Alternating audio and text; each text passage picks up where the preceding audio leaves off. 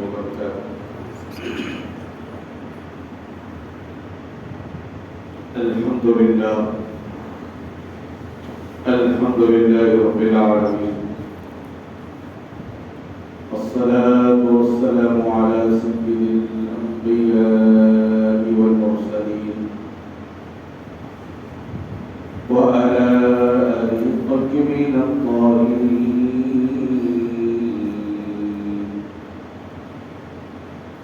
وأصحابه الأكرمين الأجمعين إلى يوم الدين.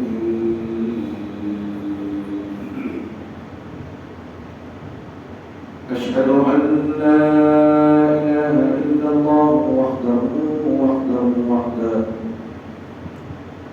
لا شريك له ولا ند له ولا كفء له ولا مثل له ولا مثال له.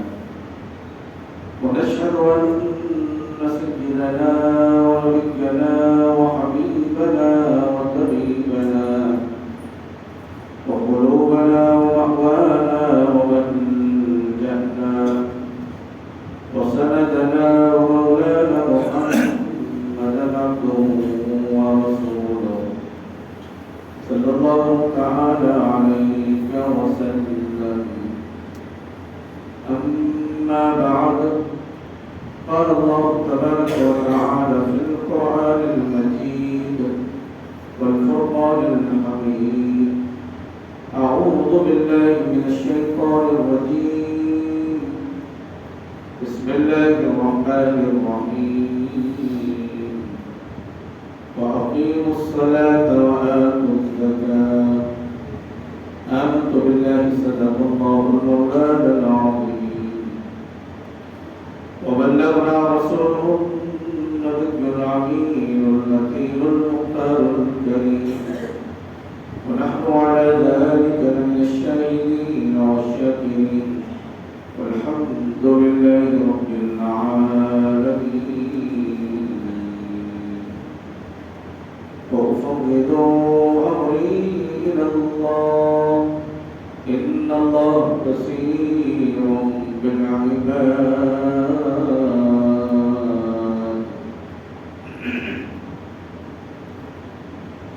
معاذ السامعين الكرام، خطبہ مسنونہ کے بعد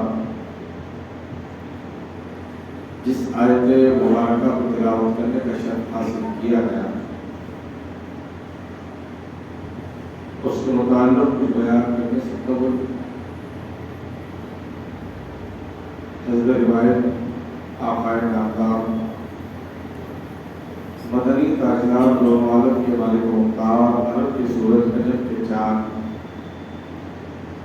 اللہ کے حبیب کا مقتدی، انسانیت کے طبیب، انبیاء کے طبیب،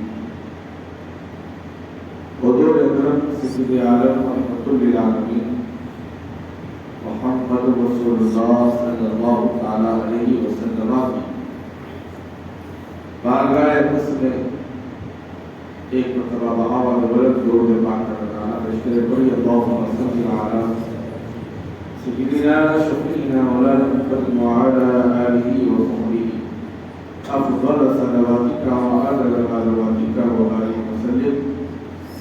صلاۃ و سلام علیک یا سیدی یا رسول اللہ صلی اللہ تعالی علیہ وسلم.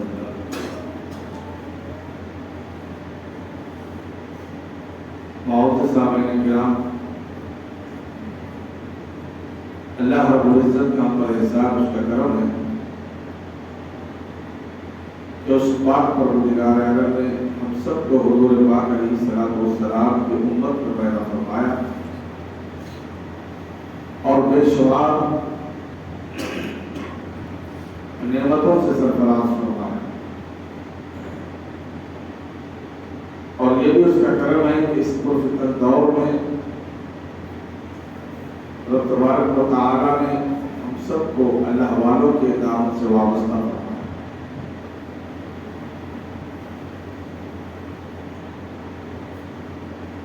معزز سامعین کرام،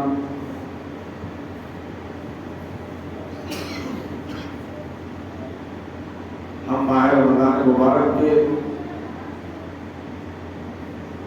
دوسرے دہے میں داخل ہو چکے ہیں، جو مغفرت والا دہا ہے۔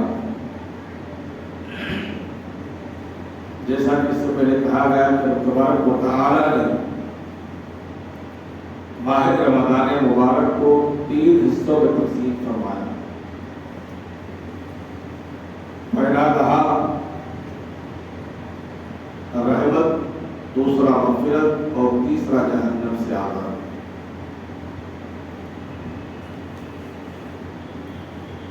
وہ لوگ بڑے خوش نصیب ہیں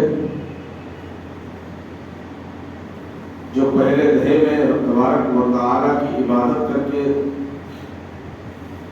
اس کے رحمتوں کو حاصل کیا،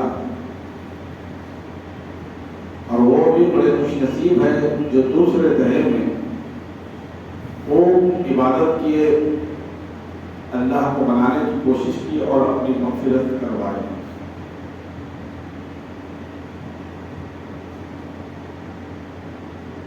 عزیزان محترم،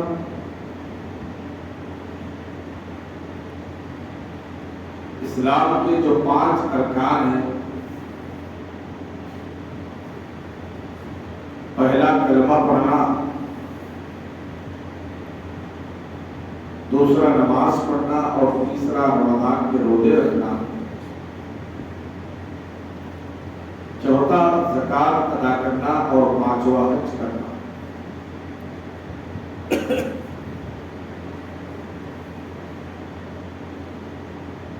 جس آیت مبارکہ کو تلاوت کرنے کا شرف حاصل کیا گیا، تو تبارک و تعالی اپنے پیارے کلام میں ارشاد فرماتا ہے وَأَقِیمُوا الصَّلَاةَ وَآتُوا الزَّکَاةَ، نماز قائم کرو اور زکوٰۃ ادا کرو۔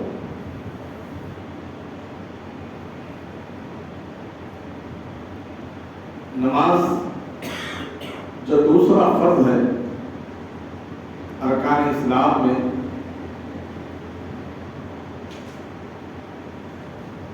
وہ زندگی بھر 5 وقت کی نماز پر فرض ہے، جس کا انکار کرنے والا کافر، نہ پڑھنے والا گنہگار۔ اور جو تیسرا فرض ہے روزہ، جو صرف سال میں 1 مرتبہ رب تبارک و تعالی نے اپنے بندوں پر فرض فرمایا، جس کا بلا عذر شرعی چھوڑنا گنہگار ہوتا ہے، اور اس کا بھی انکار کرنے والا دائرہ اسلام سے خارج ہو جاتا ہے۔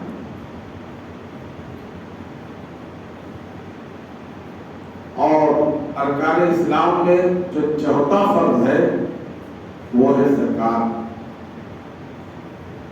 یہ بھی سال میں 1 مرتبہ صاحب نصاب پر واجب ہے، فرض ہے،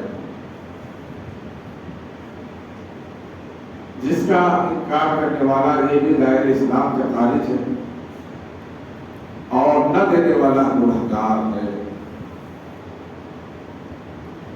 اور اسلام کا جو آخری رکن ہے 5واں، جس کو حج کہتے ہیں،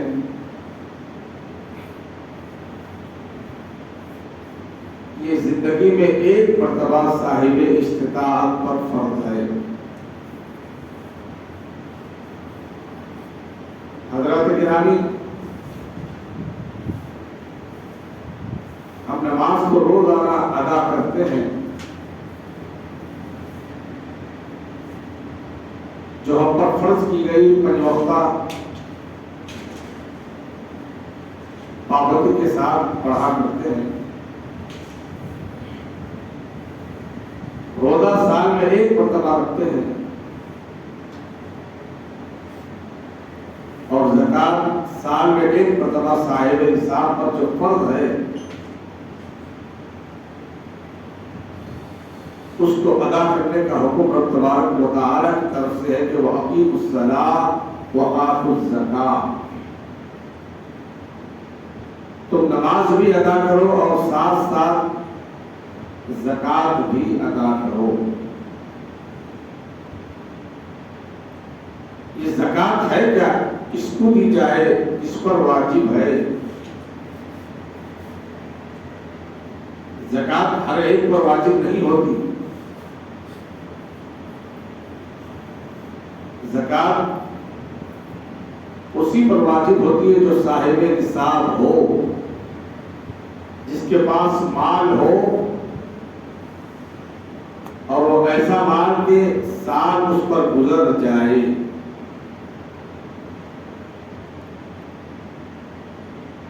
جیسا کہ بتایا گیا، اگر کسی کے پاس 7.5 تولے سونا ہے تو اس پر زکوٰۃ واجب ہے، اس کو دینا ضروری ہے۔ یا 42.5 تولے چاندی اگر کسی کے پاس ہے تو اس پر بھی زکوٰۃ واجب ہے۔ یا اگر کسی کے پاس سونا بھی نہیں ہے، چاندی بھی نہیں ہے، تو سونے کی جو رقم ہے وہ رقم اس کے پاس اگر موجود ہے، چاندی کی یعنی 45.5 تولے جو چاندی کا نصاب ہے اس کے برابر اگر اس کی قیمت گھر میں موجود ہے تو اس پر بھی زکوٰۃ واجب ہے۔ مختلف اقسام ہے، مختلف مسائل ہے، لیکن زکوٰۃ کی اہمیت کو سمجھنا ضروری ہے۔ زکوٰۃ مال کا میل ہوا کرتا ہے۔ زکوٰۃ دینے سے ہمارا مال کم نہیں ہوتا، بلکہ رب تبارک و تعالی ہمارے مال میں اضافہ فرماتا ہے، اس میں برکتیں عطا فرماتا ہے۔ غریبوں کا حق دینے سے رب تبارک و تعالی کے حکم کے مطابق ہمارے مال میں کوئی کمی نہیں آتی، بلکہ رب تبارک و تعالی سال بھر میں اس میں اضافہ فرماتا ہے۔ ہم غور کریں، آج لوگ کہتے ہیں کہ زکوٰۃ دینے سے ہمارا مال کم ہو جاتا ہے۔ تمہارے زکوٰۃ تمہارے مال کی رب تبارک و تعالیٰ کو ضرورت نہیں، یہ غربا کا حق ہے، یتامى مساکین کا حق ہے، جو مستحق لوگ ہیں ان کا یہ حق ہے۔ اور اس میں بھی رب تبارک و تعالیٰ نے ترتیب بتلائی ہے کہ زکوٰۃ کس کو دی جائے، کتنی دی جائے، کیسے ادا کی جائے۔ آج لوگ زکوٰۃ ادا کرتے ہیں، آپ خود اندازہ لگائیے کیسے کیسے ادا کرتے ہیں، کس کو دیتے ہیں، زکوٰۃ کس کو دی جائے اور کتنی نکالی جائے۔ عزیزان محترم، زکوٰۃ کو ہم وبال سمجھتے ہیں، لیکن وہ ہمارے لیے رحمت ہے، ہمارے لیے برکت ہے، سعادت ہے۔ اگر آپ زکوٰۃ آپ پر واجب ہے، آپ پر فرض ہے زکوٰۃ، اور اس کے باوجود بھی آپ زکوٰۃ نہیں نکالتے تو وہ آپ کا مال آپ کے پاس محفوظ نہیں رہتا، بلکہ مختلف بیماریوں میں مبتلا ہو جاتا ہے، طرح طرح کی تو پریشانیوں میں مبتلا ہو جاتے ہیں۔ آپ دیکھیے جو زکوٰۃ نکالتے ہیں پابندی کے ساتھ، وہ خوشحال نظر آتا ہے، کیونکہ زکوٰۃ نکالنا کسی اور کا نہیں بلکہ رب تبارک و تعالیٰ کا حکم ہے۔ عزیزان محترم، زکوٰۃ کی اہمیت کو سمجھے اور زکوٰۃ نکالنے کے بعد اس کے برکات کو حاصل کرے۔ اللہ کا حکم ہے۔ آج لوگ کہتے ہیں کہ علماء بیان کرتے ہیں مدرسوں کے فائدے کے لیے، غریبوں کے فائدے کے لیے۔ یقیناً غریبوں کا فائدہ تو ہوتا ہے، لیکن تمہارے مال میں برکتوں کا نزول بھی ہوتا ہے۔ تمہارے مال میں ترقی ہوتی ہے،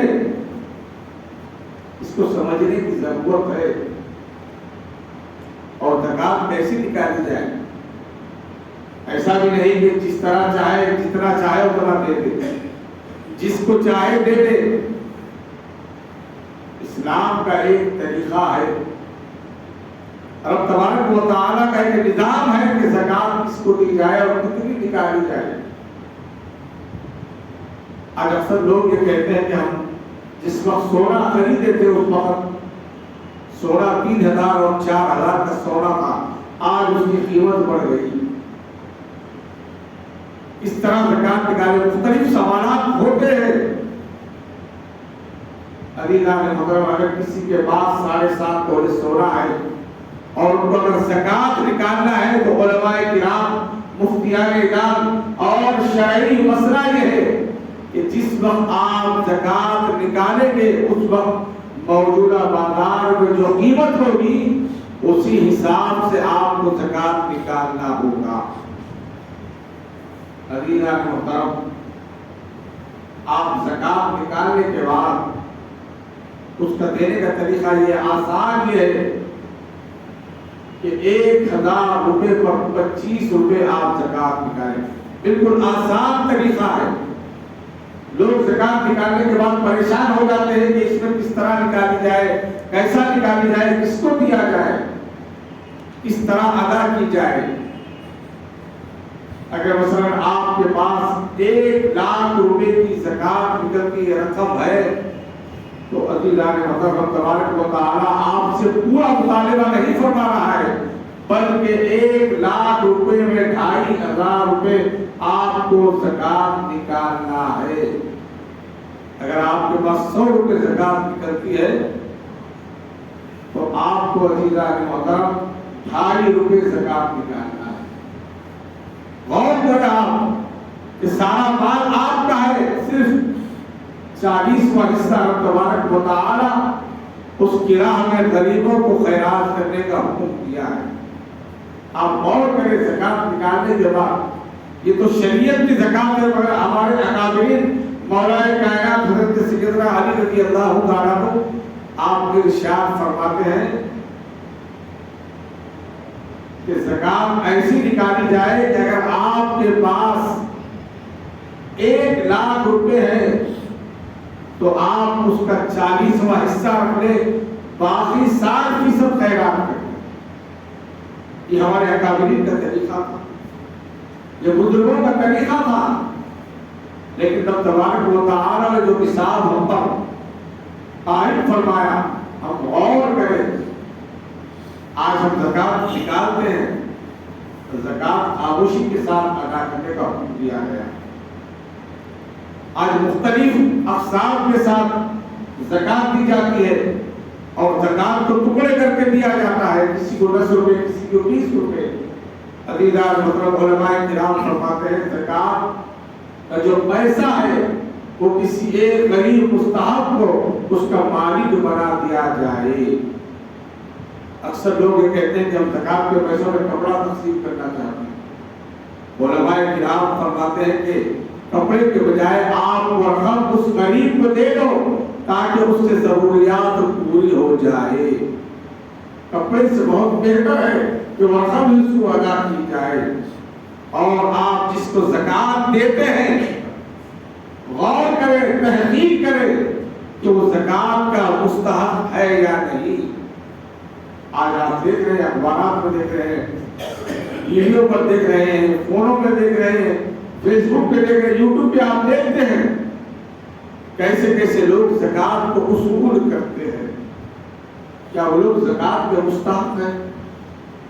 پیشاور جو فقیر کھڑے ہوئے تھے، ہمیں سمجھتے ہیں کہ اس کو زکات دینے سے ہمارے لیے فائدہ ہے، نیکیاں ملتے ہیں۔ عزیزان محترم، غور کرے تاکہ تمہاری زکات مکمل ادا ہو جائے۔ آپ کسی کو صدقہ و خیرات کرتے ہیں تو غور کریں کہ واقعی یہ حقدار ہے یا نہیں۔ اگر وہ حقدار ہے تو آپ کا کام ہے کہ اس کی مدد کرے، اس کو زکات دے۔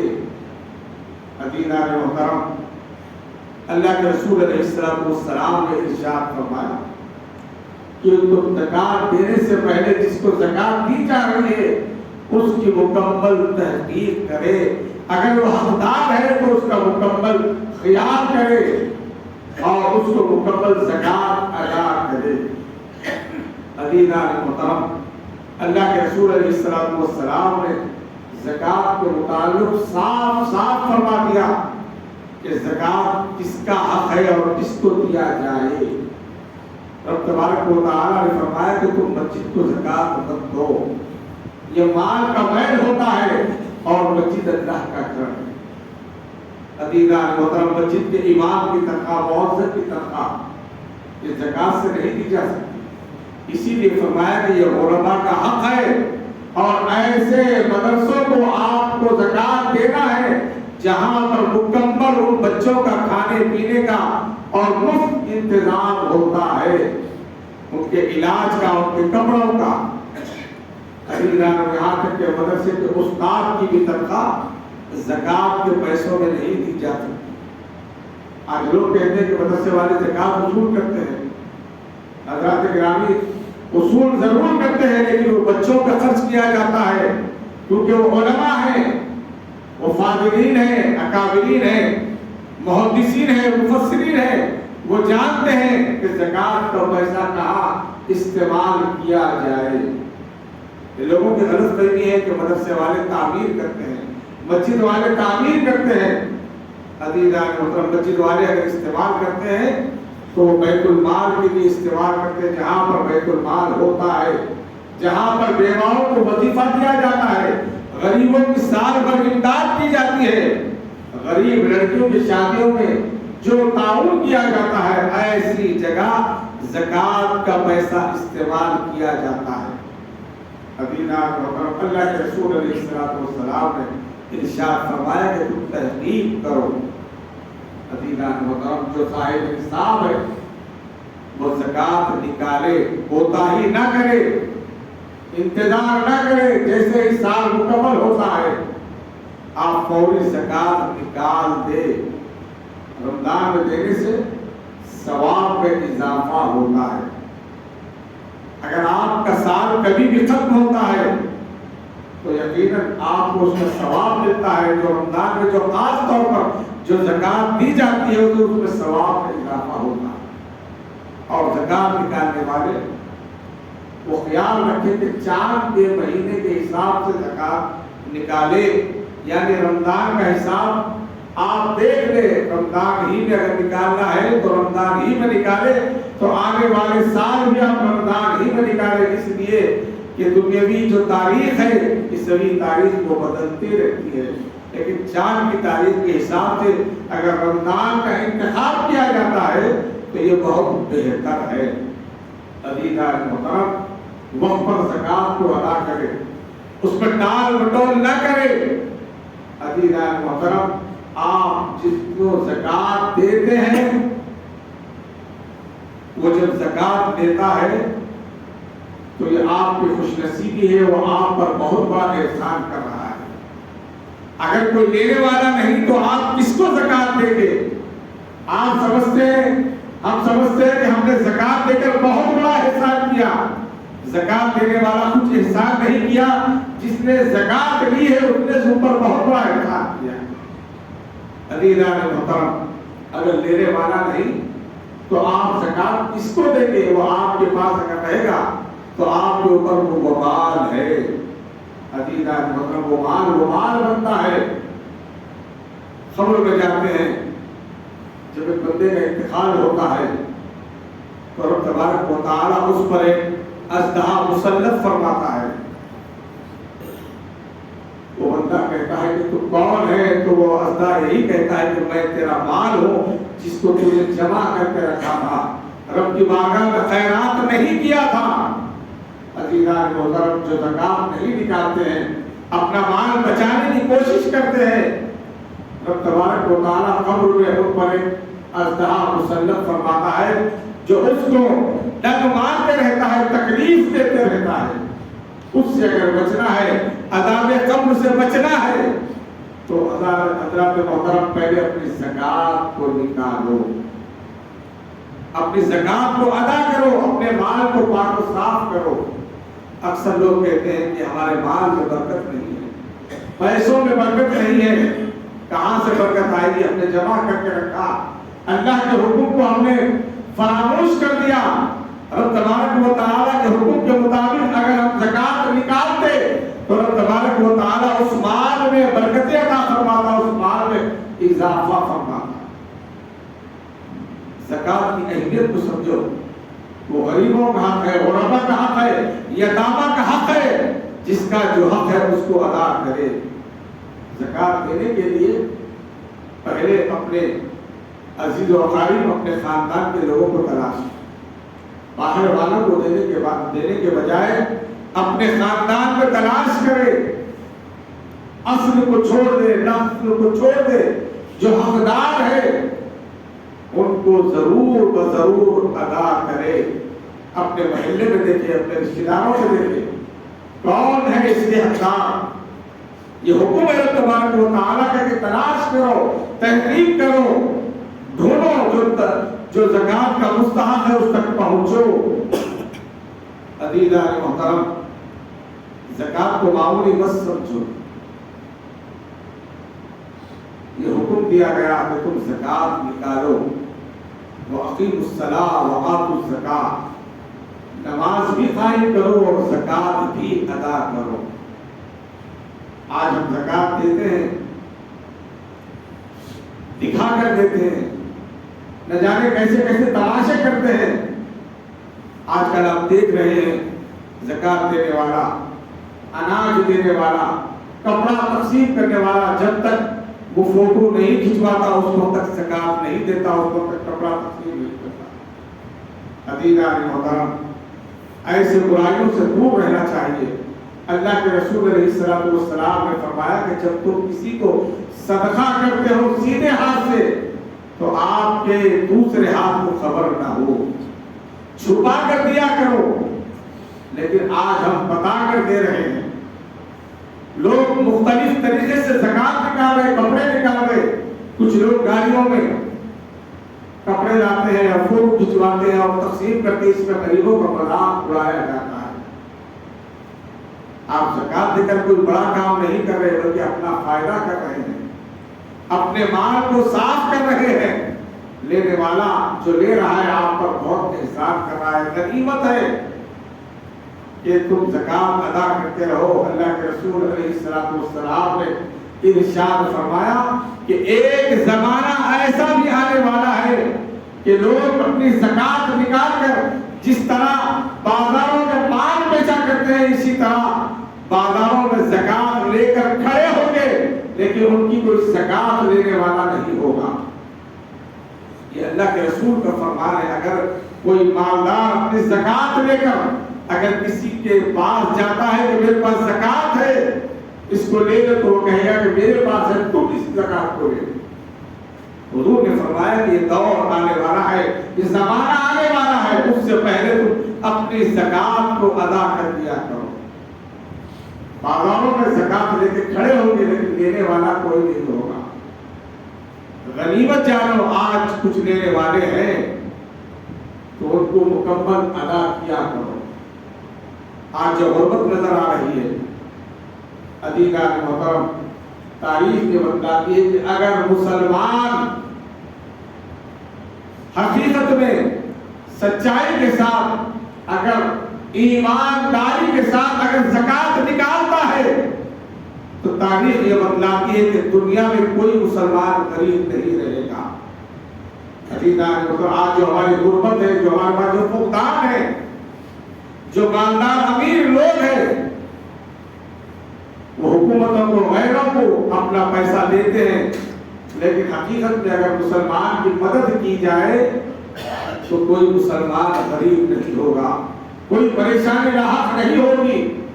ہم نے اکثر لوگوں کو دیکھا ہے جو زکوٰۃ بچاتے ہیں اور اس کے بعد وہ جو بچی ہوئی رقم ہے وہ کسی دواخانوں میں یا عاملوں کے پاس مختلف جگہ پر اس کو خرچ کیا کرتے ہیں۔ حضرات گرامی، اپنے مال کو پاک و صاف بناؤ۔ رمضان کا مبارک مہینہ جو رحمتوں کا، برکتوں کا، سعادتوں کا مہینہ ہے، ثواب کا مہینہ بدلے 70 نیکیاں عطا فرماتا ہے۔ یہ وہ مہینہ ہے جس میں زکات ادا کرے، آپ کے مال میں بھی اضافہ ہوگا اور ثواب میں بھی اضافہ ہوگا۔ حضرات گرامی، ہم دوسرے دہے میں داخل ہو جو مغفرت کا مہینہ، مغفرت کر رہا ہے۔ رب تبارک و تعالیٰ اس میں ہماری مغفرت فرماتا ہے۔ اللہ کے رسول علیہ الصلوۃ والسلام منبر پر جانے سے پہلے پہلی سیڑھی پر قدم رکھتے ہیں۔ آپ اس سے پہلے بھی اس کو سنا، حضور نے آمین کہا، اور دوسری سیڑھی پر بھی آمین کہا، تیسری سیڑھی پر بھی آمین کہا۔ حضرت جبریل علیہ السلام نے حضور پاک علیہ السلام کے ساتھ ساتھ صحابہ نے جب یہ عمل دیکھا تو حضور پاک علیہ السلام سے پوچھا، یا رسول اللہ، آج آپ منبر کی پہلی سیڑھی پر بھی آمین کہا، دوسری سیڑھی پر بھی آمین کہا، تیسری سیڑھی پر بھی آمین کہا، آخر یہ ماجرا کیا ہے؟ اللہ کے رسول علیہ السلام نے ارشاد فرمایا، جب میں پہلی سیڑھی پر قدم رکھا تو حضرت جبریل علیہ السلام نے دعا فرمائی، یا رسول اللہ، جس کے سامنے آپ کا نام نامی اسم گرامی محمد لیا جائے اور وہ آپ پر درود نہ پڑے تو وہ ہلاک ہو جائے۔ میں نے اس پر آمین کہا، اور جب دوسری سیڑھی پر میں نے قدم رکھا تو سیدنا جبریل علیہ السلام نے فرمایا، یا رسول اللہ، جس کے ماں باپ زندہ ہے اور وہ ان کی خدمت نہ کرے وہ ہلاک ہو جائے، تو میں نے اس پر آمین کہا۔ اور اس کے بعد اللہ کے رسول علیہ السلام نے فرمایا، جب میں تیسری سیڑھی پر قدم رکھا تو حضرت جبریل نے فرمایا، یا رسول اللہ، اگر کوئی ماہ رمضان کا مبارک مہینہ پائے اور اپنی مغفرت نہ کروائے تو وہ ہلاک ہو جائے۔ اس پر آمین کہا۔ آپ غور کرو کہ سید الملائکہ دعا کر رہے ہیں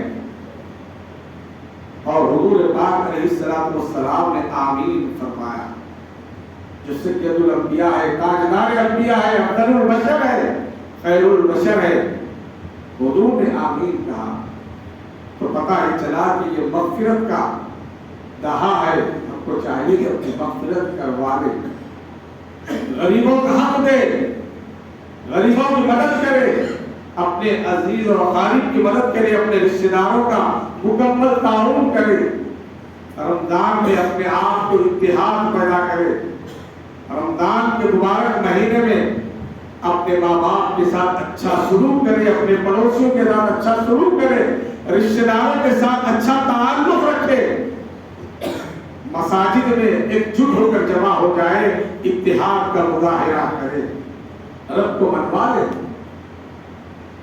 رب تبارک و تعالیٰ کا ہم پر اتنا بڑا کرم ہے، اتنا بڑا فضل ہے کہ رب تبارک و تعالیٰ نے ہمیں ماہ رمضان جیسا مبارک مہینہ عطا فرمایا۔